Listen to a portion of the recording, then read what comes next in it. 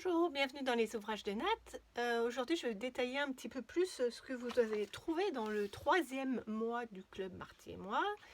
Donc, vous vous souvenez, c'est 60 de l'un, une demi-douzaine de l'autre. En fait, ça correspond 60, c'est pour parler de figures à 60 degrés, puisque c'est l'objectif, c'est le thème de ce club Marty et moi. Et une demi-douzaine, ça correspond aux 6 triangles, à la demi-douzaine de triangles qui vont entourer chaque bloc hexagonal. Donc dans le fascicule, ce mois-ci, vous avez 4 modèles qui vous sont proposés. Tous les modèles sont faits à partir de bandes, ce qui rend la réalisation relativement simple. On va travailler avec des bandes comme ceci. Et avec la petite règle 60 degrés ce mois-ci, pour faire les figures que vous allez trouver au sein des blocs hexagonaux. Alors, le premier modèle expliqué dans le fascicule, c'est celui-ci.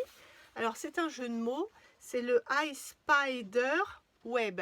En fait, si on attachait, ça ferait la toile d'araignée, mais le iSpy est un clin d'œil à la technique du mois précédent, du 2e mois, où on avait appris à monter des hexagones unis avec des triangles, et ceci permettant d'éviter les coutures en Y. Dans le iSpiderWeb, on n'a pas de triangle intercalaire entre les hexagones, mais on n'a pas non plus de couture en Y, parce que le montage se fait par bande. En fait, vous allez construire des demi-hexagones, des demi-blocs, et ensuite, vous allez assembler vos demi-blocs par rangée et vous rangez entre elles. Donc, si vous ne parlez pas anglais, pas de panique. Déjà, il y a la vidéo en support et puis il y a de nombreux schémas. Rien qu'avec les schémas, vous allez vite comprendre. Là, donc pour faire ce modèle-là, elle coupe des bandes de 3 inches et demi de large qu'elle assemble entre elles. Et ensuite, vous avez un gros plan là qui vous montre que l'on place la règle avec le 3 sur la couture, la ligne du 3 sur la couture. Et on va ainsi couper des triangles, une fois dans un sens, une fois dans l'autre, comme vous commencez à avoir l'habitude de faire. Et on va se retrouver avec des grands triangles faits une fois avec une base, dans mon cas, une base foncée, un sommet clair, et comme on a retourné le triangle, la fois d'après, une base claire, un triangle foncé. Et le montage donc de vos triangles entre eux, on va pouvoir faire différentes formes de blocs. Donc rappelez-vous que vous allez non pas les monter entiers comme j'ai fait là pour la démo, mais en demi. Et ensuite, vous assemblerez vos demi entre eux, ce qui vous évitera d'avoir des coutures en Y. Après, vos bandes de demi, vous les assemblez entre elles et ça vous donne un top sans couture en Y. Là, si j'ai monté comme ça, ben soit j'aurai des coutures en Y au bout d'un moment, soit je peux mettre des triangles intercalaires à la manière du iSpy. Alors, petit rappel au passage, je fais une parenthèse. Rappelez-vous que toutes les règles et gabarits de Marty dans la famille des 60 degrés, on mesure par rapport au côté de la pièce, de la figure géométrique. Donc, par exemple, là, on se retrouve avec des triangles entiers de 6 inches finis, ce qui correspond au côté,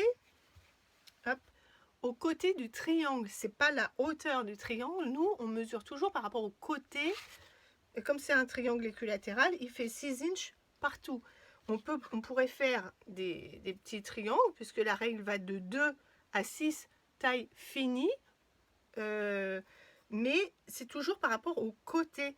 Ainsi, si on voulait jumeler ce bloc avec un hexagone, il faudrait que vous preniez un hexagone dont le côté fait 6 inches aussi. Vous allez trouver dans le commerce des règles 60 degrés, des règles équilatérales, mais qui ne seront pas mesurées par rapport au côté du triangle, mais par rapport à la hauteur du triangle. Donc faites très attention, parce que du coup, ça ne donnera pas tout à fait la même chose. Vous pouvez vous servir de la règle équilatérale que vous avez, mais dans ce cas-là, remesurez, mettez-vous un marqueur pour tomber sur la même taille que nous.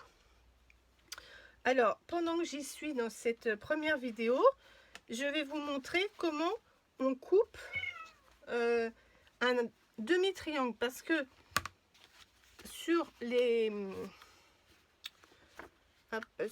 l'extrémité des ouvrages, vous avez des on voit pas bien, des demi-triangles sur les bordures.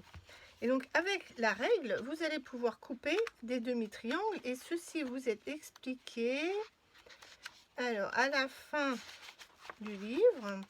Voilà, couper des demi-triangles. Et là, vous avez le schéma. Donc, regardez bien sur quel trait on place parce que au milieu de la règle, vous avez un pointillé et puis vous avez deux traits pleins. Donc, regardez bien sur le schéma sur quel trait plein il faut aligner votre règle et votre bord de tissu. Et après, c'est tout bête. Vous avez main droite, main gauche. Donc, en fait, là, pour moi qui suis droitière, je me placerai, j'aurais fait ma coupe de propreté, et ensuite je placerai le trait extérieur, bien sûr pas le trait intérieur, sinon mon triangle va être trop court, pas le pointillé non plus, et pour avoir la marge de couture, je placerai le trait extérieur, je coupe, et de ce fait, j'ai des demi-triangles pour faire les bordures du top. Alors, qu'est-ce que je peux vous dire également sur ce spider web, le premier. Alors,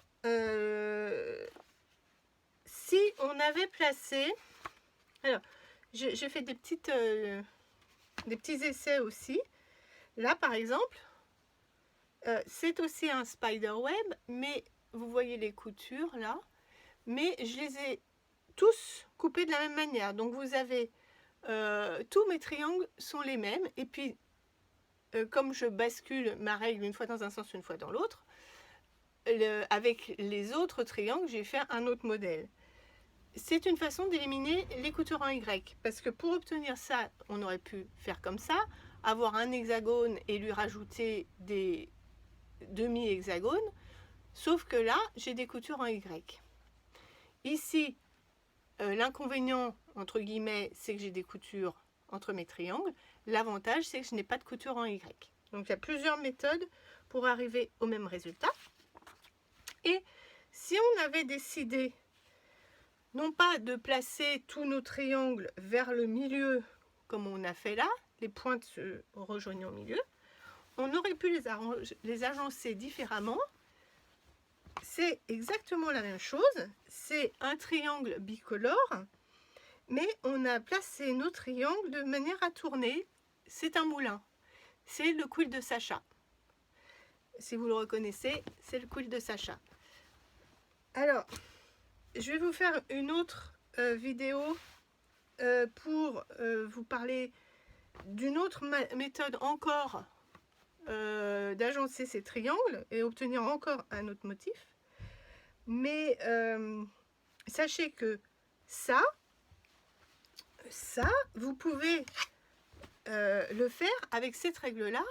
C'est des tailles différentes, mais avec cette même règle, vous pouvez aller de tout petits triangles de 2 inches de côté fini à 6. Donc c'est la même méthode, mais on a juste joué sur l'échelle, sur la taille des triangles. Et ça, vous pourrez le faire, c'est à vous de vous amuser, d'expérimenter pour faire des triangles de tailles différentes. Voilà, je vous retrouve rapidement pour vous montrer un autre résultat, toujours avec la même règle.